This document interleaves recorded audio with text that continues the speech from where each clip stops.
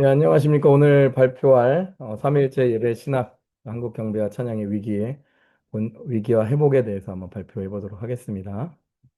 네, 특별히 하나의 통계를 한번 먼저 보도록 하겠습니다. 1989년부터 2004년 북미 CCLI 최다 사용 현대 예배곡 72곡 가운데 삼위일체 또는 하나님의 삼위의 본성을 언급한 곡이 충격적이게도 영곡입니다. 영곡입니다. 영곡. 제가 얘기하고 이 논문에서 얘기하고 싶은 것은 다른 것이 아니다라는 거예요. 문제는 이런 것들, 이런 현상이 나타나는 것은 노래의 스타일에 문제가 있는 것이 아니다. 노래를 담아내는 하나님이 누구신가에 대한 인지, 즉 신학의 문제다라는 것을 제가 이 논문을 통해서 얘기하려고 합니다. 그러니까 한국 개신교 안에서도 이것들이 문제가 계속 이어져 오고 있습니다. 이것은 북미만의 문제가 아니라는 거예요. 우리 한국 개신교 안에서도 가장 인기 있는 또 인기 있고 사랑받았던 것이 스타일이 무엇입니까? 경배와 찬양인 거죠. 이 경배와 찬양은 사랑받은 만큼 동시에 비판을 많이 받아왔던 예배의 실천이었던 거죠. 근데 저는 이 논문을 통해서 얘기하고 싶은 것은 이 논쟁 구조, 어떤 개혁주의의 어떤 비판, 또 오순절 전통 안에서의 은사주의 안에서의 어떤 옹호, 이것은 사실 표면적인 문제다라는 거예요. 이 근본적인 문제가 분명하게 존재한다라는 거예요. 이 근본적인 문제는 무엇이냐? 우리가 부르는 노래가 우리가 부르는 찬양을 담아내는 그 하나님이 누구신가, 과연 누구신가에 대한 문제가 가장 근본적인 문제다라는 것을 제가 얘기하고 싶습니다. 그래서 제가 이 논문을 통한 그 주된 그 논제가 뭐냐? 핵심 제가 하고 싶은 주장이 무엇이냐? 한국 경배와 찬양의 예배 신학적 위기는 다른 게 아니다라는 어떤 스타일의 문제가 아니다라는 거예요. 삼위일체 신학의 위기에 있다라는 것을 얘기하고 싶습니다. 그래서 진단을 한번 보도록 하겠습니다. 진단 이게 왜 문제냐? 그럼 왜 문제냐? 그 진단마다의 문제인지 알겠죠? 진단을 한번 내려보도록 하겠습니다. 그러니까 토렌스의 신학안에서 그 예배관은 두 유형으로 나눠집니다. 첫 번째로 유니테리언적입니다. 그러니까 유니테리언적 예배는 뭐냐? 그러니까 종교적인 사람들이 주로 일요일에 교회라는 장소에서 하는 무언가가 유니테리언적 예배를 얘기합니다. 이게 뭔 말이냐? 그런 예배의 특징이 뭐냐? 그리스도의 중보자 되심에 대한 이 교리도 없고, 인간 중심적이고, 적절한 성령론도 없고, 결국 우리는 교회에 가서 무엇인가를 자꾸만 우리의 열정으로 무엇인가를 하게 만들어서 탈진하게 만드는 것이죠. 이것이 유니테리언적 예배의 특징입니다. 그런데 그 반대로 삼위일체적 예배가 있습니다. 삼위일체적 예배는 뭐냐? 성부와 성육신하신 성자의 교제에 성령을 통하여 참여하게 하는 선물인 것이죠. 예배의 주체는 회중의 열심이 아니라 삼위 하나님의 은총의 운동이다라는 것. 또 은총의 선물이고 그 삼위 하나님의 은총에 대한 반응이다라는 거예요. 그런데 우리의 경배와 찬양에 나타나는 그런 모습들은 그러니까 우리가 삼위일체에 대해서 신학을 가지고 있다라고 얘기를 하지만 그 모습 안에 기능적으로는 유니테리언과 다를 바가 없다라는 거예요. 그것이 분석되어진 루스가 분석한 얘기, 숫자로서 얘기하는 거예요. 숫자로서 얘기하는 실증적 분석이 나오는 거예요. 루스가 CCLI 72곡이 기능적으로는 다 유니테리언이다라고 판정을 합니다. 그 전거로 토론스를 또 이 루스가 인용을 하죠. 그래서 새 위격을 모두 호명하는 곡은 72곡 중에 3곡밖에 없습니다.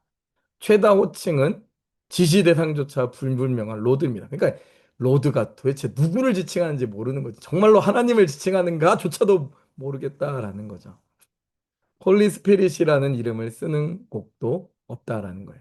이 경향은 이후에도 계속 이어진다라는 거예요. 2007년부터 2015년까지 힐송곡에서도 정말 명시적으로 삼일체 곡을 쓰는 것은 두 곡밖에 없다라고 루스가 분석을 합니다. 그러니까 결국 이것이 기능적으로 유니테리언임이 정말로 분명하게 분석으로 통해서 드러난다라는 거예요. 그러니까 우리 경배와 찬양의 어떤 그런 모습, 찬양 안에서 나타나는 그 모습이 삼위일체적이지 않다라는 거예요. 아니다라고 부정해도 실증적으로 그렇게 분석적으로 드러난다라는 거예요. 근데 문제는 더 심각한 문제는 그 다음에 있습니다.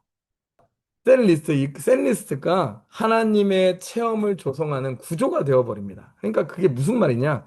이 셋 리스트 자체가 스스로가 중보의 위치로 옮겨진 거죠. 이게 뭔 말이냐? 기도가 성부께 성자를 통해서 드려지는 것이 아니라 성자에게 음악을 통하여서 드려지고 있는 거예요. 시편 100편 4절에 나오는 그 성막 구조를 투사한 감사, 찬양, 경배, 성막 구조의 그 예배 인도법이죠. 이게 뭐가 잘못됐냐? 아니, 잘못됐다라고 얘기하는 게 아니라 잘 들어보세요. 결국 이 구조가 얘기하는 것이 뭐냐? 잘못됐다는 얘기긴 한데, 완전 잘못됐다라는 얘기는 아니고, 이게 좀 우리가 좀 고민해봐야 된다라는 얘기예요. 그러니까 이 성막 구조를 얘기하는 건 결국 뭘 얘기해요? 단계를 밟아가면 임재가 임한다라는 예배를 얘기하고 있는 거예요. 그러니까 단계를 밟아가 감사, 찬양, 경배의 단계를 밟아가면 하나님께서 임재하신다라는 거래를 만들고 있는 거예요. 구조적으로. 그러니까 경배와 찬양이 감정적이고 열정적이고 이게 문제가 아니다라는 거예요. 지금 얘기하고 싶은 거는. 그럼 회복돼야 되죠. 삼위일체가 문제였다면 회복은 첫걸음 무엇입니까? 당연 삼위일체로 회복돼야 되는 거죠. 회복 첫 번째 단계입니다. 성자를 통한 예수 그리스도를 통하여서 회복돼야 되는 거죠. 기독론인 거죠. 토런스에 따르면은 은총은 이중의 운동입니다. 하나님은 그리스도 안에서 스스로를 내어주실 뿐 아니라 인간으로서 우리가 우리를 위해 할 수 없는 일을 행하러 오셨습니다. 그리스도는 완전한 인간적 응답, 순종, 기도, 찬양, 자기봉헌을 우리를 대신하여 드리셨고, 그리고 지금도 우리를 위하여 드리고 계시는 거죠. 그러므로 우리의 신앙과 순종은 그리스도께서 우리를 위해 이미 하신 응답에 대한 그 하나님께서 이미 행하신 일들에 대한 응답인 거죠. 이 기독론은 이 그리스도로 그 삼위일체 그 기독 성자 기독론을 회복해야 된다라는 거예요. 그렇게 그 기독론이 회복돼야 될 때 우리는 예배의 그 거래적 예배 구조를 해체한다라는 거예요. 충분히 찬양하면 임재가 임한다라는 그 암묵적인 그 등식은 정확히 계약신의 예배 신학입니다. 그러나 예배 수용 가능성, 하나님께서 우리 예배를 받으신다라는 것은 우리 회중의 어떤 찬양을 많이 들어지고 막 뜨거움으로 드려지는 것이 아니라 이미 성자께서 예수 그리스도께서 자신을 완전히 자신이 드려지심을 통하여서 이미 우리에게 확보되어 있다라는 거예요. 그래서 예배자는 성취자가 아니라 어떤 거다? 참여자다라는 거예요. 프랑크 마키아는 예배를 성령의 능력 안에서 그리스도를 통하여 하늘 아버지를 높이는 자리로 정의하고 있어요. 스티브 랜드도 교회는 성령으로부터 그리스도 안에서 살아 아버지의 영광에 이른다라고 얘기하고 있고요. 또 피터 알트하우스도 예배란 것은 그리스도의 아버지께 대한 자기 봉헌의 참여적 진입이다라고 얘기하면서 토란스가 얘기한 삼위일체적 정식의 문법에 동일하게 동달하고 있는 것을 볼 수가 있는 겁니다. 오순절 성령론의 정점에서 토렌스의 그 동일한 그 명제와 동일하게 일치하고 있는 것을 볼 수가 있는 것이죠. 동일한 정식이 상출되고 있는 것입니다. 그러므로 여기서 중요한 게 있어요. 우리 개혁주의 안에서 비판되어지는 것을 우리가 제고해야 된다는 거예요. 뭐냐? 신적 체험의 그 강조가 인간 중심주의로 귀결된다라는 그 비판, 개혁주의 비판을 우리는 그 제고해야 된다라고 얘기할 수가 있는 거죠. 그러니까 체험이 단순히 인간의 어떤 성취로 간주될 때는 그건 유니테리언적이라는 거죠. 그냥 이건 단일신론적으로 전락을 하게 됩니다. 그러나 우리가 몰트만을 여기서 또 끌어옵니다. 몰트만이 보여주듯이 그 성령 체험이 그 내적 구조가 이미 삼위일체적으로 결합되어 있으며 그 오순절 우리가 오순절이 그리고 인사주의 안에서 그 오순절이 사랑하고 정말 갈망하는 그 임재 체험을 정말 삼위일체적으로 바르게 읽는다라면은 우리가 바를 그 삼위일체 신학 안에서 그것이 해석되어진다라면은 그것은 무엇을 의미하는 거냐? 성령이 우리를 그리스도의 그 중보에 연합시키는 삼위일체적 사건, 경험, 정말 그 사건으로서 어떤 그 해석되어질 수 있다라는 거예요. 그래서 종합합니다. 종합합니다. 그래서 우리가 페리코레시스적 참여로서의 예배를 우리가 기억해야 된다라는 거예요. 그 몰트만에 따르면은 하나님의 단일성은 군주적 지배의 단일성이 아니죠. 신적 인격들의 순환, 곧 페리코레시스, 상호 내주의 사귐, 성삼위 하나님의 친밀한 교제, 예배 참여 이런 것을 얘기하는 거죠. 예배는 바로 이 순환에 참여하는 사건인 거라는 거예요. 경배와 숭배는 피조물들이 하나님의 영원한 삶과 그 기쁨에 참여하여 신적인 관계들의 순환 운동 속으로 들어가는 방법이다라는 거예요. 성삼위 하나님의 친밀한 교제 안으로 들어가는 것이 예배다라는 거죠. 경배다라고 얘기하는 거죠. 그래서 이러한 종합이 결국 개혁주의와 오순절 안에서 얘기를 하고 얘기를 오순절에게 요청을 하고 있는 거예요. 그러니까 개혁주의가 지키려고 하는 하나님의 그 주권, 그것은 그리스도의 대리적 중보 없이는 지켜지지 않는 거죠. 오순절이 지키려는 그 임재의 실제, 성령이 우리를 성잡게 연합시키는 운동 없이는 정당하게 되지 않는 거죠. 즉 위기가 삼위일체였으므로 회복도 삼위일체적이어야 된다라는 것으로 총합할 수 있겠다는 거예요. 우리의 경배와 찬양의 위기는 결국에 어떤 스타일의 문제가 아니라 삼위일체 신학의 부재, 어떻게 보면 무지, 어떻게 보면 그거에 대한 잘못된 이해에 대한 문제로서 나온다라는 것을 볼 수가 있다는 거예요. 그래서 적용을 해봅시다. 우리의 셋 리스트 콘티가 삼위일체적으로 재구성돼야 됩니다. 찬양 인도자로서 콘티, 그 셋 리스트가 정말 삼위일체적 재구성을 해야 된다라는 거예요. 이러한 생각, 분석이 결국 회중의 1차 신학을 형성하는 자리이기 때문에 중요하다라는 얘기를 하고 있는 거고요. 그리고 이 셋 리스트 안에서는 정말 삼중, 그 삼위일체의 그 운동성을 살려야 된다라는 거예요. 그래서 성령의 오심을 구하는 곡으로 열고 정점을 그 분위기의 고조를 만드는 것이 아니라 그리스도의 중보를 노래하는 곡으로 만들어 가는 거, 그거 두는 것이고요. 그리고 아버지께 드리는, 성부 아버지께 드리는 그 송영으로 바실리스의 회중처럼 그 아버지께 드리는 송영으로 닫아야 된다라는 거예요.